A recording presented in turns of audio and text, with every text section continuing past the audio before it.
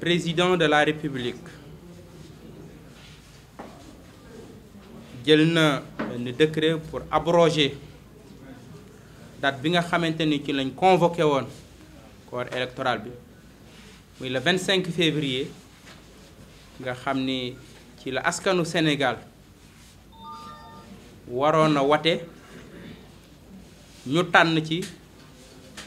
président de la République bi nga xamante ni moom moo war a remplacer président Macky Sall ca dogal boobu nga xamante ni jël na ko mu ni dafa am benn crise boo xamante ni dafa dox ci diggante institution yi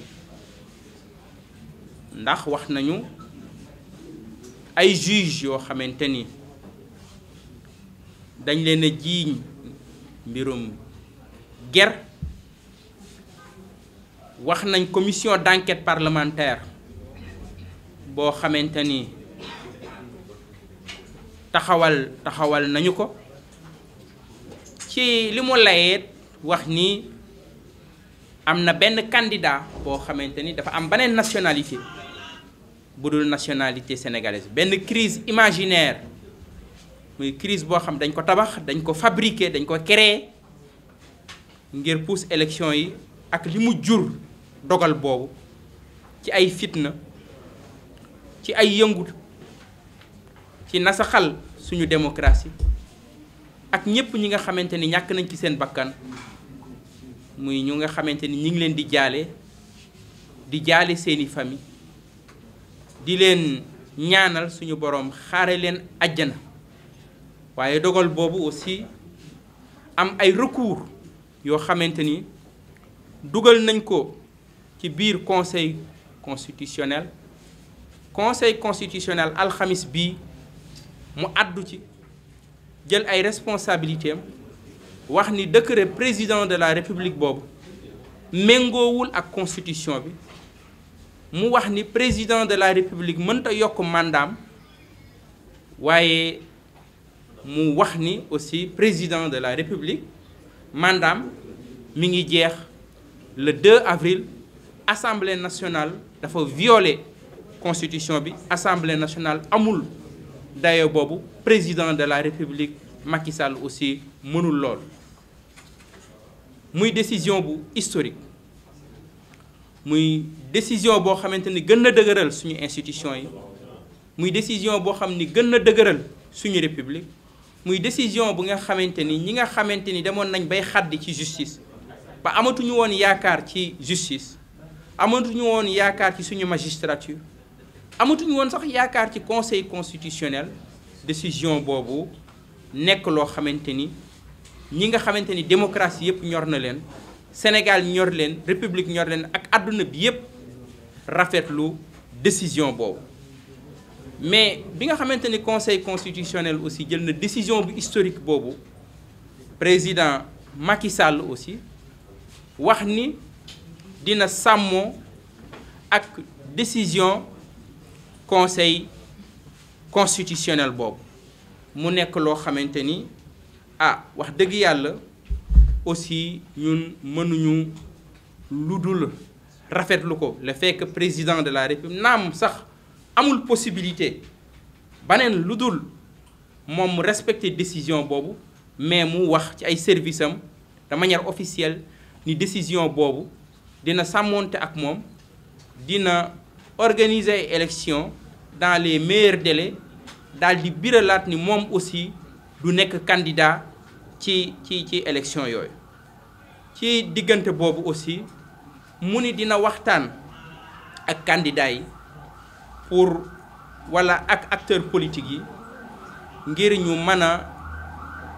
tànn date bu baax boo xamante ni dinañ ci mën a def élection yooyu muy nekk loo xamante ni dañu koy rafetlu ndax dina tax Sénégal dellu siwaat ci démocratie dellu siwaat ci trajectoire de démocratie ba président Macky Sall ak keneen ku mu mën ci doon mu xam ni réew mi ci démocratie rek la mën a tënku waaye mënta tënku ci jaay doole mënta tënku ci def lu la neex mënta tënku ci sa bakkan walla intérêt sa waa parti walla intérêt sa waa coalition. réew ay charte ñoo ko téye réew constitution moo ko téye ci boppam waaye jël constitution rek di xotti page bu la arrangé wul nga xotti teg fële yaakaar ni sa bakkan rek réew mën na cee dox loolu mënul nekk. kon tey Sénégal dellu si waat ci démocratie waaye mu des jafe-jafe yu bari ndax kañ la ñuy def élection yooyu loolu tey jii mooy question bi nga xamante ni moom la sénégalais bu ne di laaj moom la sénégalais bu ne aussi bëgg a laaj président de la république nan la ñuy demee ci élection yooyu ba ñu mën a sauvegarder suñu démocratie sauvegarder suñuy institution mais aussi ñu respecter suñu constitution waaye ñu dem ci élection yi noo xamante ni ki nga xamante ni moo jiiteen di réew mi muy président Macky Sall ci boppam naam def na lu baree bari ci réew mi loo xamante ni teguwul ci démocratie mi ngi tegu woon rek ci bakkanam mi ngi tegu woon rek ci jaay doole waaye transition boobu aussi war nañ ko gérer noo xamante ni ki nga xamante ni moo nekk ni président de la am na statut ndax institution bi gën a mag ci réew mi mooy institution président de la république ndax président de la république institution la moom moo jiite institution boobu kon war nañ ko may porte de sortie bu honorable boo xamante ni duñu ko toroxal ndax suñu ko toroxalee suñuy institution la ñuy toroxal suñu ko toroxalee suñu réew la ñuy toroxal suñu bopp la ñuy gàkkal ndax aussi lu manti xew moom jiite na Sénégal lu mat fukki at ak ñaar te boobu ba léegi aussi moom moo jiite Sénégal kon nan lañ koy mën a mu may mu am une porte honorable ginnaaw li mu fi def lépp waaye ñi respecté constitution bi ñu mën a dem ci élection yu dal élection yu libre élection yu transparente élection yoo nga xamante ni sénégalais yi ni ñu ko defoon 2012 ni ñu ko defee woon 2000 dinañu am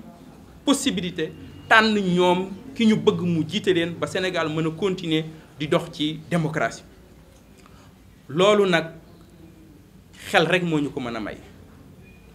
du xol du pët-pët du fitna déedéet ca loolu kon mënta am lu dul ci biir waxtaan wu yaatu woo xamante ni moom war na ko mën a séq ak candidature yi nga xamante ni moom la conseil constitutionnel validé mais war na ko mën a séq ak tous les acteurs de la vie politique et tous les acteurs aussi de la société civile ndax xel moom xalaat rek lay jariñ yaakaar naa ne bu yéene yi rafetee war nañu mën a génn ci situation bi ñu tànn date boo xamante ni dina nekk date boo xamante ni dinañu mën a permettre ñu dem ci élection yooyu muy premier tour muy deuxième tour mu nekk élection yoo xamante ni sénégalais yi ci boppam dinañu mën a tànn seen président de la république. ñun FDS les Guelwaar dialogue boobu dañu koy suuxat dialogue boobu dañu koy taxaw dialogue boobu dañu koy encourager ndax dialogue la boo xamante ni mën na indiwaat dal ci réew mi waaw mën na indiwaat dal ci réew mi ndax fitna moom bariwul lu mu mën a jur ginnaaw askan wi am na taxawaay ba yegsi nañu fii ba moom li wóor ba wóor mooy le 2 avril la mandaam di jeex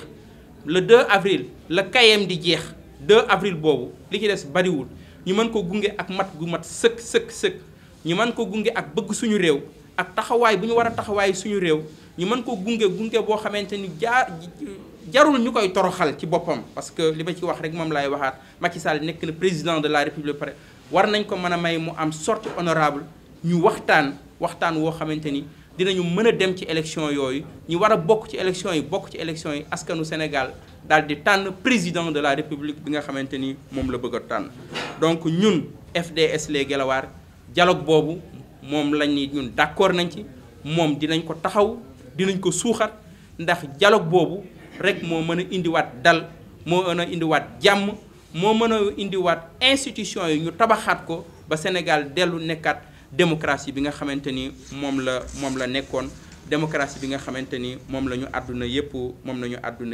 daal di nawe donc loolu daal moo taxoon ginnaaw li nga xamante ni xew na ci réew mi ñu ni ñun dinañu ci àddu ci situation bi nga xamante ni fii la réew mi toll décision bi nga xamante ni président de la république jëloon na ko décision bi nga xamante ni assemblée nationale bu Sénégal jëloon na ko décision bi nga xam mooy bu mujj bi conseil constitutionnel jël ak kayit bataaxal bi nga xam ni président de la république génne na ko ni digganteem ak dina matal li nga xamante ni moom la conseil constitutionnel daal di décider ñu war a dem ci ay élections yoo xamante ni xamuñu benn date ñu wax président de la république na xóotal waxtaan yi waaye ginnaaw bu mu xóotalee waxtaan woowu la ca jiitu mooy tous les prisonniers politiques ñi nga xamante ni dañ leen a jaay doole toroxal leen génn leen seeni biiri njaboot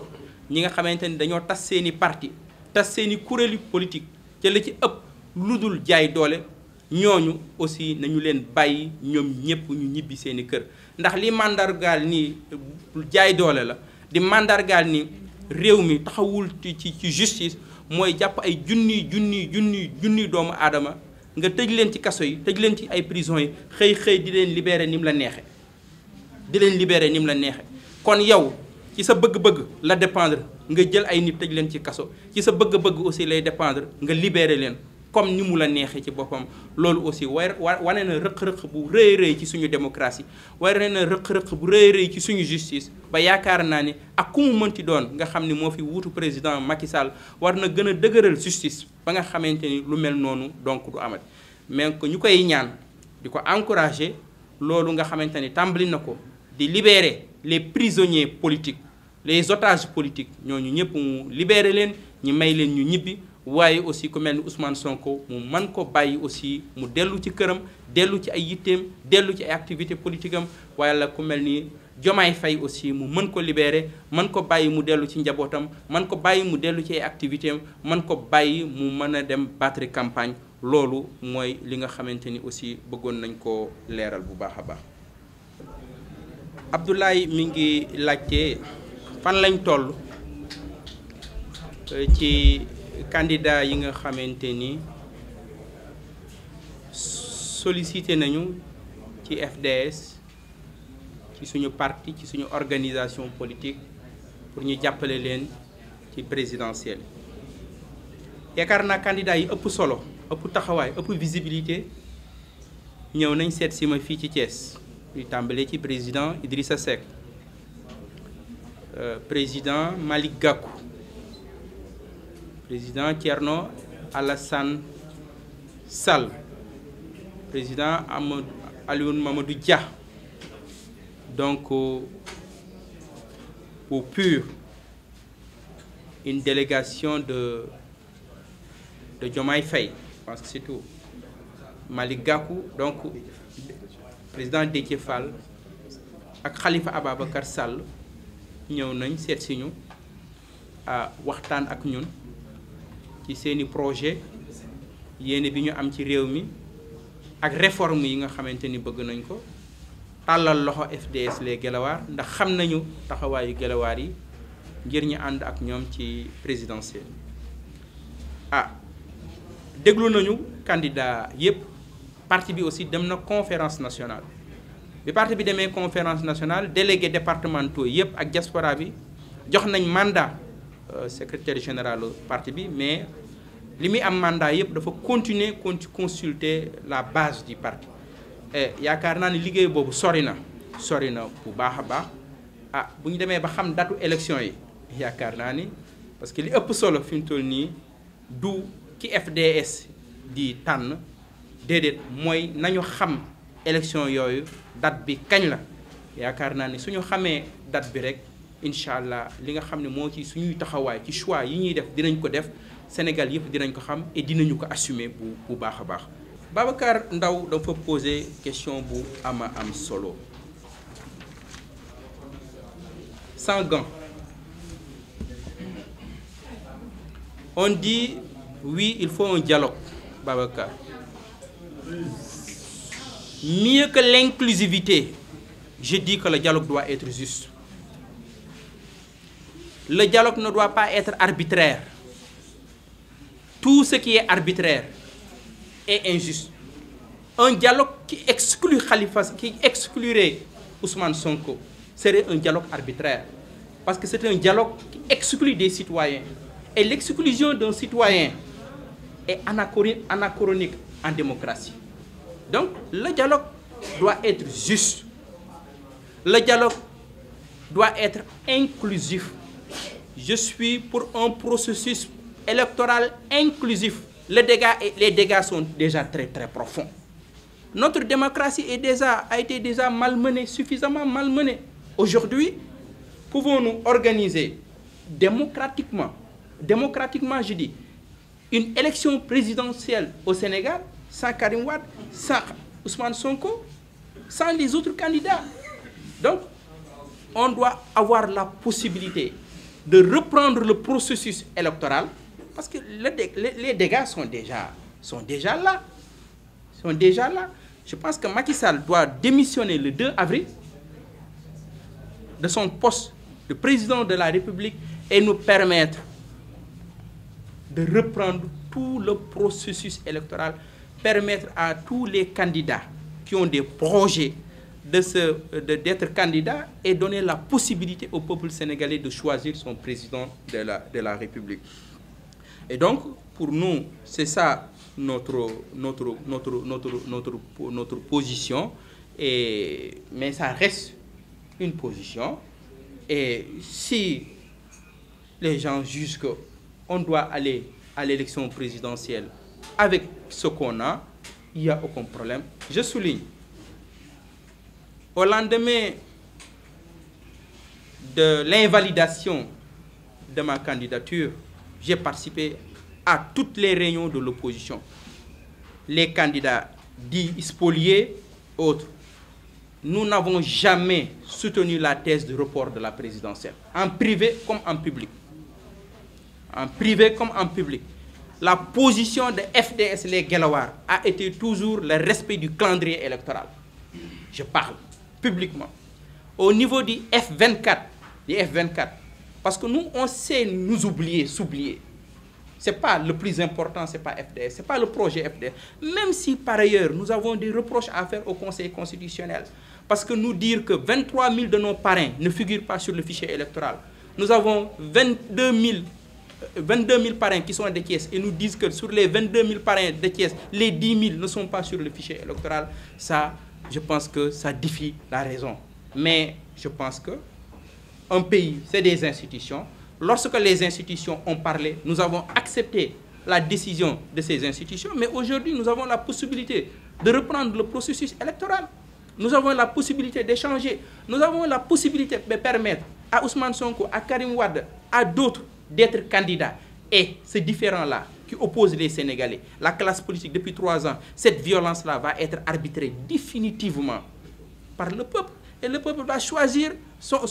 candidat. Ça a l'intérêt de nous donner une situation politique normale, de faire revenir dans le pays une situation politique normale, avec force politique bu ne ñi xam lan mooy sa doole, lan nga man ak lan nga mënul. Ça a l'intérêt ñi opposé wu dem opposé ak ku mën a nekk président de la République ñi dina gouverner ak ñi ànd ak moom. Mais donc ñi àndut ak moom daal di xam fan ngay taxawee. Donc mais si tu mets en place un processus boo xam ñii doo leen génne président de la République boobu ñëw hérité beneen crise bu mu war a gérer pour ñooñu bokkul nan lay defaat pour dugalaat leen ci processus bi. Je pense qu'on a aujourd'hui l'occasion. Je pense que le président de la République Macky Sall dialogue bi war na gën a profond. Il ne s'agit pas simplement d'une histoire des 19 candidats. Ce serait trop réducteur. Non, le Sénégal dépasse les 19 candidats. Le Sénégal dépasse les 20 candidats ou 21 candidats. Le Sénégal dépasse les 93 candidats. Je pense que si les possibilités d'une discussion, d'un dialogue franc, pour refonder nos institutions, partir sur de nouvelles bases, avec une élection inclusive, élection inclusive, vraiment, gis nga nañu bàyyi ñi bëgg a nekk candidat ñu nekk candidat. Sénégalais yi ñoom ñooy arbitré boo d'accordul ak ñoom nga dem opposé wu boo d'accordé ak ñoom boo mënee ànd ak ñoom ku mu mënti doon nga ànd ak ñoom gouverner. Je pense que ni ñun FDS les Guelwaar loolu mooy suñu position. mais fi ñu toll moom mooy schéma bi il faut que le président démissionne le 2 avril. Oui, pour le schéma bi may woote pour ñu reprendre un processus inclusif tabaxaat processus bi ñëpp mën a bokk schéma boobu pour mu am à l'état actuel de la situation mooy que Macky Sall moom de toute façon le 2 avril la mën a yam. Moi je suis maire, je reconnais Macky Sall comme président de la République parce que en tant que maire je suis engagé dans les institutions. soo ñëwee sama bureau fi may toog photo officielle président Macky Sall nga fay fekk en tant que président de la République, mais à partir du 2 avril photo président Macky Sall dama koy wàccee sama bureau.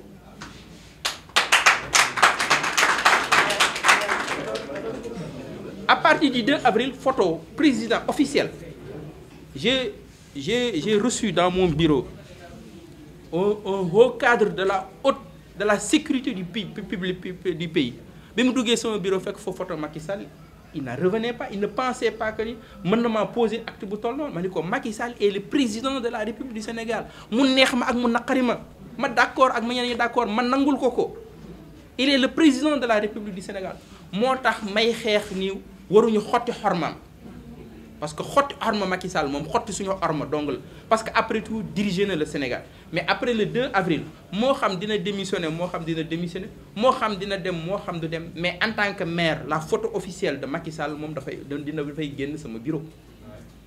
mais li ngeen koy xelal techniquement parlant moom mu démissionner président de l'Assemblée organiser les élections monsieur le maire ñëpp bokk c'est dans les. oui le président de l'Assemblée nationale mën na reprendre tout le processus électoral.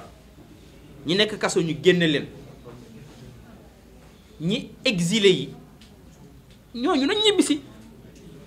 dafa metti parce que ñooñu dimbali wuñ sax suñu démocratie c'est que nit ñu tànqale